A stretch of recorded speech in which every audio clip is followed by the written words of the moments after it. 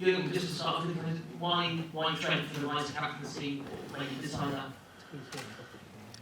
I can imagine that in a situation like that, and for a club like Liverpool, speculations are high, and the good thing about this team is that we have obviously plenty of options for the captaincy and for the vice-captaincy. Thought long about it, and I really thought Trent is ready for that. I know him now since 7 years, I think. So I'm growing, so I'm developing as a man, as a player, and as a man. And it's clear that in a club like this, you need a specific DNA, and if not him, who could have that? And it was always clear that we are not since he's 18 in these kind of conversations, but he knows how I value him, and we had the similar conversations. I had a similar conversation about that in the past, and it was always clear about timing. So we both didn't think that we have to think about that this year. But now was the situation, and it was for me not a difficult one. It's not against anybody else, not at all. It's a decision for Trent, and I can imagine for a boy from Liverpool, from West Derby, and his family, it's a big thing. But it's not because of that. It's because of the personality, and I think he likes it, and I think he deserves it. That's it. Trent, there's a lovely clip of Jürgen coming across to you in training to tell you about this new position. What was that like, that conversation for you? I mean, at first I thought he was going to tell me to stop giving the ball away. No, it was a lovely surprise, to be honest. It was not one that I was expecting in that moment.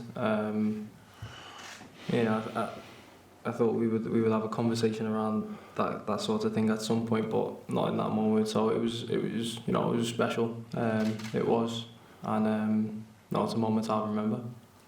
Did you feel like you're ready to take on more responsibility and step up? And what does it mean? You've been at the club since you were a young boy. What does it mean to you? It must be a source of massive pride.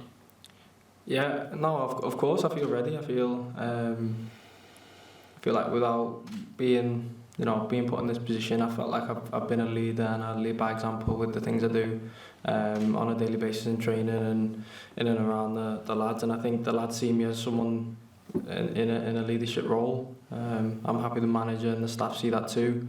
But that's my mentality. I want to lead by example. I want to make sure that I take responsibility for what I do and how the team performs as well. So it's an amazing position to be in.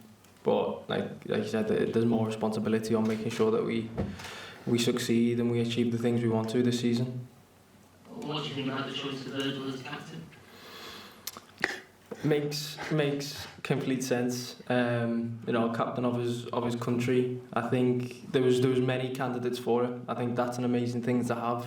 I'm sure it gave the manager a lot of headaches, but those are the kind of headaches that are good headaches. So I think it's a good decision. He's someone who is used to being in a leadership role and will obviously step up. He's got big shoes to fill in obviously Hendo, who was an amazing captain. But I'm sure Virgil will follow that and do it in his own way, and we'll all follow him in the direction he leads us to. Tobi Altscheffel from Sportbild in Germany. One question to Jürgen. Sadio Mane has left Bayern Munich and is playing now in Saudi Arabia. From your point of view, what went wrong with Sadio in Munich, and how does Saudi Arabia influence the football market in general nowadays? Yeah. So it's official, or what? With Sadio, official that he leaves. Oh, okay. So the medical check then. Okay, looks like. I don't know what went wrong, to be honest. I think when Sadio left us, he left us on a high, in a really good shape, world-class player, no shadow of a doubt. I think we cannot ask anybody in the club who would say exactly that. But new environment, a new situation, new expectations maybe. You don't know. I didn't speak to Sadio about it. We had contact, but not in this kind of manner. And so how it sometimes is in football. To fulfill your full potential, I think everything has to fall in place pretty much. Bit of luck is helpful as well, and that was obviously not the case. A lot of offside goals, which we all know in football, they don't count, but it still shows you that the things are pretty much right. More than a bad injury, a horrible moment, World Cup was gone. So we all knew that will have an influence, because Sadio is a very proud man, and that he couldn't lead his team, his country to the World Cup was brutal for him, definitely. So, but that's it. And the influence of Saudi Arabia, we'll see.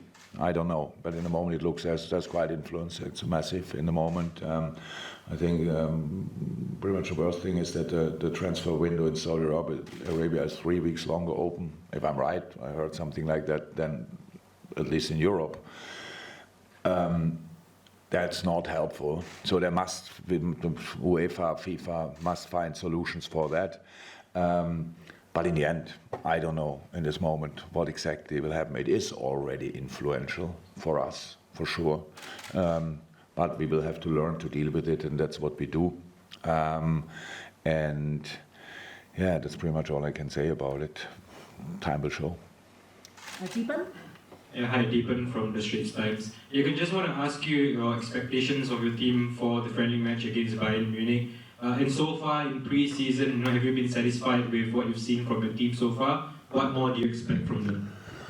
Yeah, for sure the most difficult game tomorrow, definitely. We saw a few pictures from the previous games of Bayern against Kawasaki and against Man City.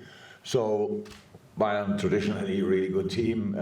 They have 4 world-class centre-halves, 2 world-class midfield pairings, up front, speed and everything, and technique, finishing skills. So that looks quite impressive, to be honest. But good, we wanted a strong opponent, we have a strong opponent. So this is definitely the toughest test for us in this pre-season. But that's what you need in this moment. Yeah, I'm excited to see where we are, how we can adapt to the quality of the opponent, because that's part of football. From the first day since we are back, I tried to make really clear that our defending has to be a completely different level to the last season, and we will better do that tomorrow, otherwise we get real problems, and that's why I'm really looking forward to it, knowing top-class opponent, but I think it makes sense that we will give it a try. The gentleman on the left. So, hi Jürgen. Hi. Tim Kräfte von Sat.1 RAN. So how excited are you against the long-time rival Bayern Munich in the Bundesliga? And what is the biggest importance for clubs like Liverpool and Bayern Munich to do an Asian tour in their pre-season? Yeah, it's long ago that I saw Bayern as rivals, to be honest. It's not really, I'm in my 8th season, or in October it's 8 years and I'm gone, so you cannot keep these things up for so long and always think, we have to beat Bayern, we have to beat Bayern. We met them since then twice in the Champions League, so that's it. And so that's not there anymore. Asia tours are, I don't know exactly what it means to Bayern, but it means to us that we come closer to our fan base, to parts of our fan base, massive fan base. You can see it here. It's unbelievable. People have tents or whatever, or camping things in front of our hotel. Sleep there and wait for us every day. And the game tomorrow will be sold out. It's not only because of us. I know about the size of Bayern and the importance in Asia as well. So from time to time, as uncomfortable it is for the weather reasons and the travel reasons, we have to show up. We have to show up here. We have to show up in US and other parts of the world. Just because we can't expect from the people all the time that they follow us everywhere, especially in front of television.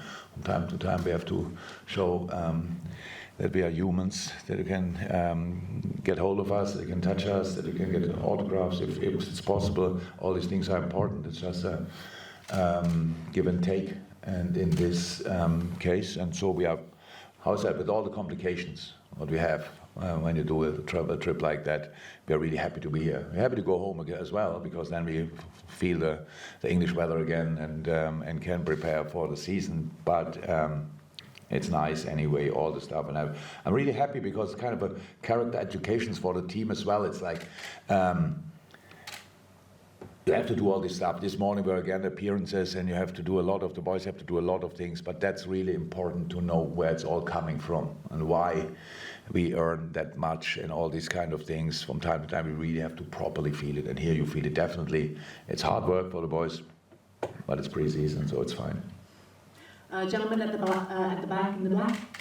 It's for Trent, if that's okay. There's very few lads from Liverpool who can say they've even played for the club. There's even fewer who vice-captained, as well as won a Champions League and a league medal and everything else. You don't see a player who looks forward and you want to achieve still so much, but I'm wondering if you allowed yourself a little moment yesterday to reflect on everything that you have achieved to lead up to this announcement.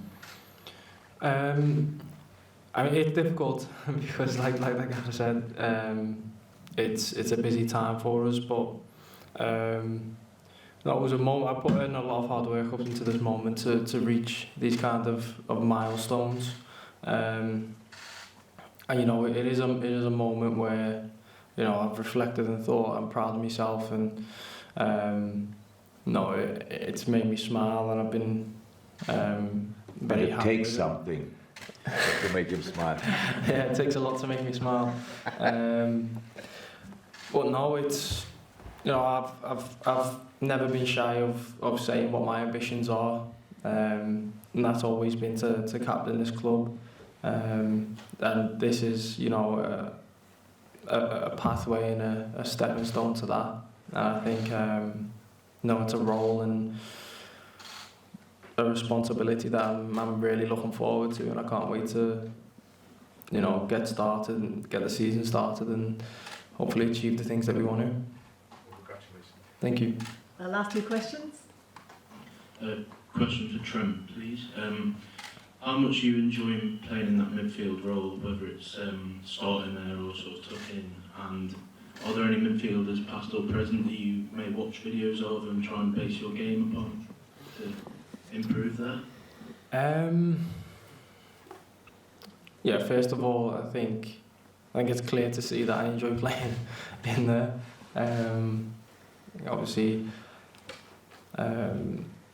since the transition or the slight change and the adaptation, I felt like it's brought the best out of me again, and it's something I'm excited to play. There's a lot of work that's went into it, and there's still a lot more that needs to happen to really iron out the creases in it. But we're working on that. That's what pre-season's for, and we're excited as a team. I'm excited for the season to start. In this system, making it work, new players, and having to adapt to it and make it work and having to think about it whilst playing and off the pitch too, and study it and learn is something that I enjoy.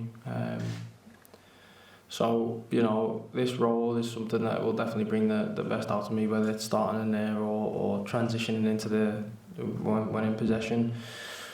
For me, it's just getting in those areas to impact the game, affect the game, and use the skill set that I've got to help the team win the game. And in terms of players who I've always admired, quality passes of the ball. I grew up watching, Steven Gerrard, Xabi Alonso, so I was very fortunate in that respect. I'm a student of the game. I love watching football. It's not, I don't sit there every weekend and think, with my notepad and thinking, what can I learn? It's more just watching it and just picking things up as it goes. And when I do need to study it, then I'll go and do that. But, I enjoy the game. I love watching it. I love being around it. And I think that helps with how I learn and how I adapt. And Jürgen, we saw Curtis in that number 6 role the other day. What are your thoughts on him in that position? Is that something that we might see quite a lot of in the coming weeks and months? In this actual setup, how we have it and how the squad looks, he is one of the options, definitely. I think it's no secret that we are still looking for players joining us, but that's one thing, and the other thing is using what you have, and I think Curtis can absolutely play that position. So can he play it when nobody else is defending in the team? No. no chance. But I don't know any player who could play it then. And but if we really understand the situation, how it is in this moment, means that a proven six is not available in the moment. Do we make an excuse of that and say, okay, well, how can we do that then? Then we have a problem, because during the season a lot of things can happen. That was always the case. If you see it as a challenge, and if you see it as a positive challenge, it's try to find a way to be compact anyway, or even more so, and to find a way to deny the opponent, and now a world-class opponent tomorrow, obviously. If you do that together, it's always possible. And in possession, there's no doubt that Curtis can have a massive impact from that position. I think his development in the last few months, since he's with us, is really remarkable. Held back by some, especially by the last injury, which was really not helpful. Wrong moment, too long, everything. Nobody's fault, but just happened with young players. And before that, the steps he made were really good. For his young age, he played for Liverpool already in incredible games, but was not stable until a year ago or so. Then bad injury, and meanwhile he looked stable, and the Euros gave him for sure confidence. And so, yeah, having him on the pitch makes sense in his position. If nobody else is there, he can play that definitely. We can take one last question from Deepan. Yeah, question for Jürgen.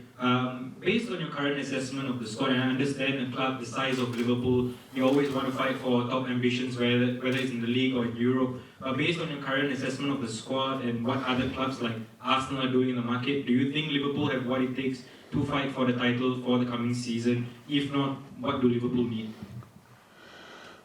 There's no if not. Nobody knows that. We need points, a lot of points in that league. And I think we are able to win football games. So that's all I need. And from that you go. Yes, and a club of the size of Liverpool has to be successful. There's no doubt about that. Otherwise, the club needs to find different solutions. These kind of things always the same. Was never different. Will always be the same.